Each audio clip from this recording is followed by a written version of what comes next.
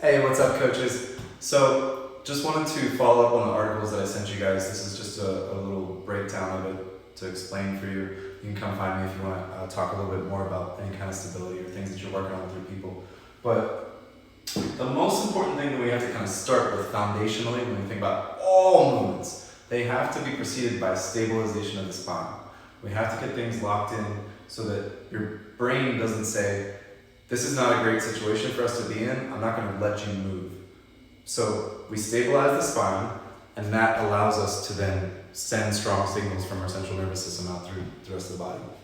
So when we talk about weightlifting, we're kind of a little bit more of a controlled environment. We talk a lot about the bracing sequence, getting things stacked appropriately, and then building the appropriate pressure once we have the good positions. So, right?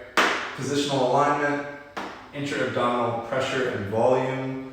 So pressure and volume are inverse. So we're going to talk a lot about in this intra-abdominal area and how the diaphragm plays a role in building and reducing pressure, and really how that helps us to then keep the spine stable. When we put all that air pressure into it, gives it a nice, stable amount of pressure.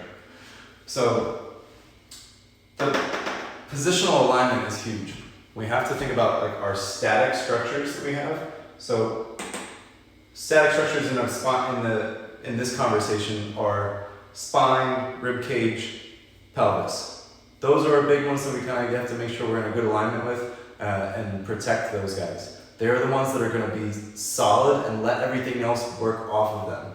So this is a mind-blowing little piece of that article that was just one sentence, but any muscle action is just a pull. There's never any muscle action in our body that's not some type of a pull. So the easiest example is for the bicep, right? The origin is up here at the head of our humerus. The insertion is down on our forearm and our radius and ulna. This one is fixed. This is our static structure in this situation. And then we have a moving structure. This is a pulling movement.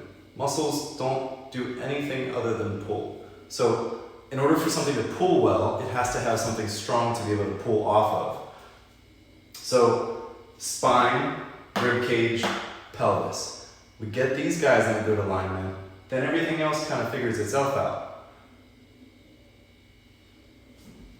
The dynamic structures that we're looking at, things that are going to potentially move a little bit and then we want to maybe have a little bit of give and plastic movement with, are all this other stuff. So our diaphragm, our pelvic floor, our intra-abdominal, our abdominal wall in the front, and then all of the fun stuff in our back. So that fun stuff in our back is our thoracolumbar fascia, right? So thoracic, and then lumbar, right? It's just, so we're taking about a diamond kind of shaped piece of our back and the tissues back there, all of these connective tissues, muscles, contractile tissues and non-contractile tissues. So that's our spine, our erector spinae, our lats, our rhomboids, our mid traps, our low traps, our serratus anterior, our diaphragm,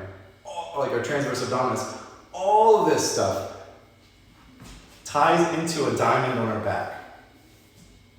So that's really what the second and third articles go into, a lot about what that position, what things are happening in our mid-back and how important it is to keep a good position there. Obviously, we'll get into that in the next couple articles. But it's important for these structures to have a little bit of movement, but also be able to stabilize, right? So they have to have some stability, they have to have some mobility and ability to move dynamically. Because when we breathe in, right, and we start to brace for a squat or a deadlift or whatever big movement that you have planned, then you're getting yourself in a position where if this is the spine and this is our, kind of midsection cross cut, then when we get ready for a big movement, we build a lot of pressure and we kind of push out a little bit, and that helps to build pressure to stabilize the spine. So we'll talk There's going to be a few more videos just getting more into the weeds and why we want to make sure that we have a good position at all times. We want to keep our rib cage and our pelvic floor, our pelvis, in a good kind of like parallel position. That's why we always used to use the 2 thumb test, right? If I put my my thumb at my belly button and then my other thumb here at my sternum, then I should see if I'm in a good brace position that I'm like parallel. If I'm in a scissor position, it's gonna open up, right? This is kind of my like arched back. I get myself into a good position. If I'm too kyphotic and too rounded, I'm gonna start to close that down. So we'll talk more about those things, but good stuff. Stability through the spine. Let the central nervous system have a highway to send signals through, and you guys will produce a lot of force and keep people happy and healthy.